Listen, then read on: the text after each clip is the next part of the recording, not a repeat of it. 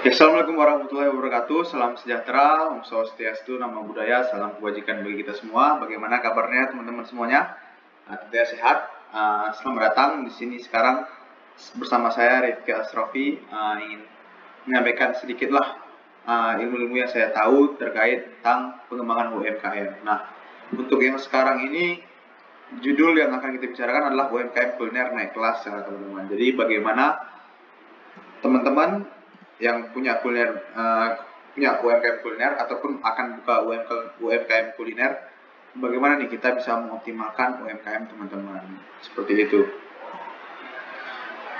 Selanjutnya, nah yang perlu kita belajar pertama adalah apa sih itu UMKM. Nah, UMKM ini setelah saya lihat-lihat, seperti ini.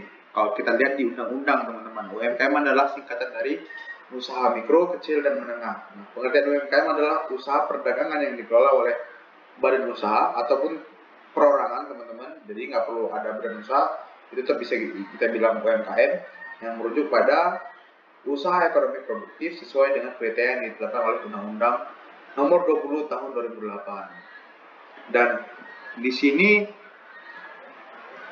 ada empat klasifikasi karakter UMKM berdasarkan pengembangannya, yaitu yang pertama livelihood activities, yaitu UMKM yang digunakan sebagai kesempatan kerja untuk mencari nafkah, umumnya dikenal sebagai sektor informal.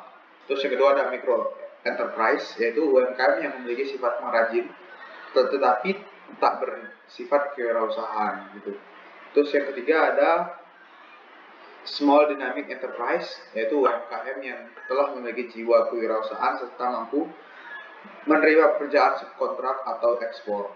Terus yang keempat ada fast moving enterprise, yaitu UMKM yang telah memiliki jiwa kewirausahaan dan akan melakukan transformasi menjadi usaha yang besar. Nah, di sini kita bisa lihat nih teman-teman membangun UMKM itu udah sampai tahap yang seperti apa? Apakah yang pertama livelihood activities, micro enterprise, ataupun yang paling besar nih fast moving enterprise gitu teman-teman. Ini menjadi penting karena teman-teman bisa tahu nih teman-teman sumber dayanya apa aja, kemampuannya apa aja, dan potensinya bisa seperti apa, seperti itu. Selanjutnya,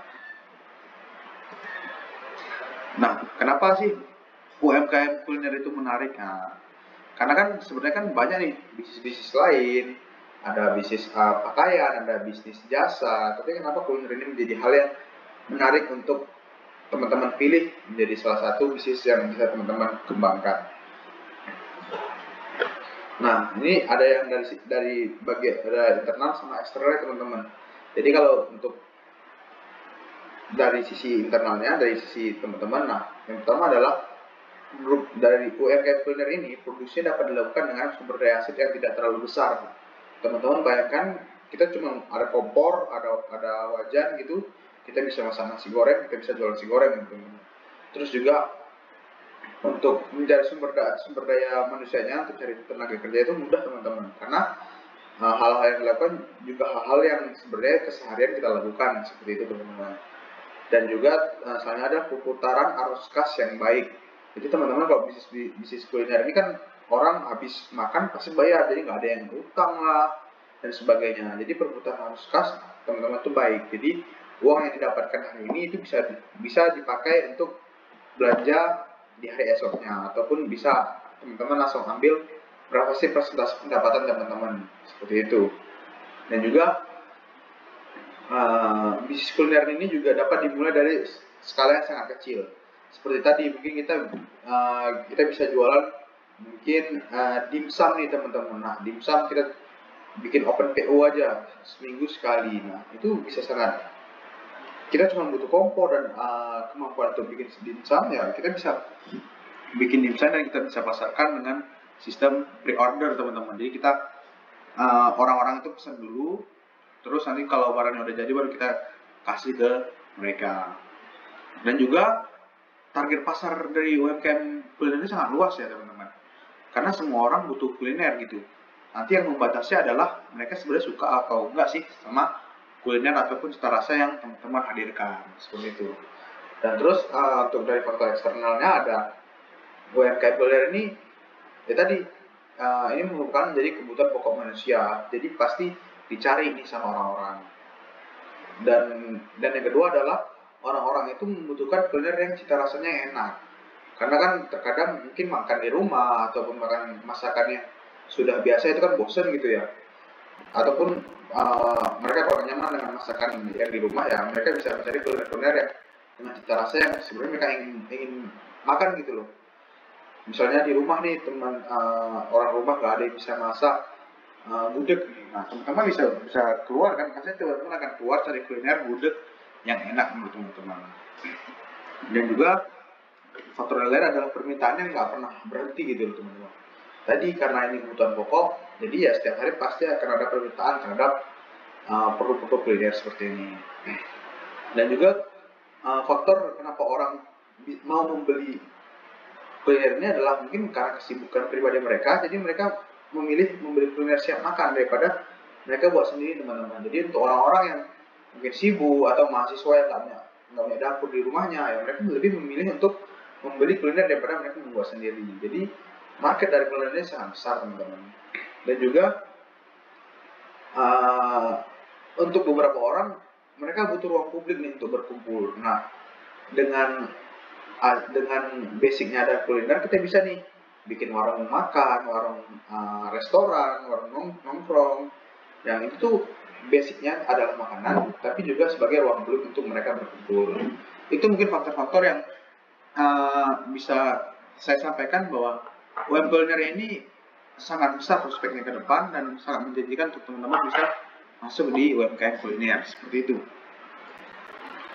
Terus apa aja sih 3 aspek yang ini minimal teman-teman harus miliki untuk bisa jalanin bisnis nih teman-teman. Nah yang pertama itu di sini ada 3, ada produk, marketing, dan operation. Jadi yang pertama teman-teman tentu harus punya produk ya teman-teman. Nggak mungkin teman-teman mau berbisnis tapi teman-teman nggak ada produk. Mau itu produknya barang atau jasa gitu teman-teman. Jadi sebelum teman-teman berjalan berusaha berbisnis, tentu teman-teman harus bikin produknya dulu teman-teman. Apa yang akan kalian tawarkan ke konsumen dan pastikan konsumen itu memang membutuhkan produk itu. Dan produk ini tadi belum tentu bisa bentuknya barang, tapi bisa juga bentuknya jasa seperti itu. Dan juga produk ini harus kita harus tentuin nih unit ekonomiknya berapa. Jadi kita harus tentuin nih harga modelnya berapa dan harga jualnya berapa. Jadi kita bisa lihat nih keuntungan kita berapa sih, pengeluaran kita berapa sih untuk kita bisa menjual produk ini. Terus aspek yang kedua adalah marketing teman-teman. Nah tadi setelah teman-teman udah punya produk yang akan ditawarkan, teman-teman bagaimana caranya bisa menyampaikan produk ini, bisa memberitahu orang kok ternyata produk ini ada di dunia ini dan bisa mendorong orang-orang lain, calon pembeli ini untuk membeli produk dari yang kita telah ciptakan. Dan secara sederhana marketing itu ada 2 ya, ada yang inbound sama yang outbound ya. Inbound itu jadi ya kita menyediakan platform untuk berjualan, terus kita juga melakukan promo-promo, terus yang outbound ini kita jemput bola nih, bagaimana kita ketemu sama konsumen nih, misalnya kita ke bazar, kita kasihin brosur-brosur, kita kasih voucher-voucher yang mereka itu bisa berinteraksi dengan produk kita dan akhirnya ingin tahu dan ingin membeli produk kita. Dan yang aspek yang ketiga yang penting juga ada operasional teman-teman. Nah tadi teman-teman udah ciptain produk, tentu teman-teman harus bisa tahu nih gimana caranya teman-teman bisa buat produk ini secara terus-menerus. Dengan kebutuhannya sumber dayanya apa aja sih? Nah disinilah teman-teman harus mengerti operasional dari bisnis teman-teman untuk tadi menciptakan produk itu dan juga bisa melakukan hal-hal marketing seperti itu teman-teman. Nah di sini saya ingin kasih lihat beberapa UMKM kuliner khususnya di Yogyakarta ya. Ini di Yogyakarta yang bertumbuh dengan pesat dengan skala yang awalnya mungkin kecil seperti itu. Kita bisa lihat satu-satu nih teman-teman. Nah yang pertama ada makaroni ngehe nih. Jadi teman-teman yang suka makan makanan yang pedas nih pasti tahu nih makaroni ngehe. Makaroni ngehe itu makaroni dengan berbagai cita rasa dan tingkat kepedasan. Nah, makaroni ngehe ini sudah cukup lama di Jogja, dan harga jualnya itu mulai 7.000 sampai 32.000, yang mana harga ini tentu masuk ke semua kalangan nih teman-teman. Untuk kalangan yang bawah, menengah, itu tetap bisa merasakan produk dari makaroni ngehe ini. Dan sampai saat ini makaroni ngehe ini udah terdapat di 12 kota, dan jumlah outletnya itu ada 32 outlet teman-teman. Ya tadi kalau makaroni ngehe ini sudah berjalan 8 tahun lebih, jadi mereka itu buka sekitar tahun 2014 teman-teman, 2013, dan sampai sekarang masih tetap laku dan semakin nambah-nambah terus nih outletnya teman-teman.